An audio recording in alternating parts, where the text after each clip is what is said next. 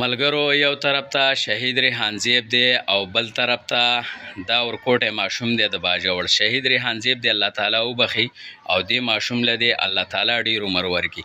ولې چې همیشه شهید ریحان زیب چې کومه دی د پښتنو خبره کړې وه، د پښتنو د وسایلو خبره کړې وه د باجوړو، او دې ماشوم دام د هغه په میشن روان دی، د پښتنو خبره کوي او د باجوړ د ولس خبره کوي. ټیک شوله.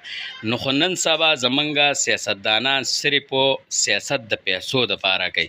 په پیسو کې دومره عزت نشته دی. شهید ریحان زیب هم د خدای تعالی غریب و، الله دې وبخي، او دا لک هم دی صحیح شوله.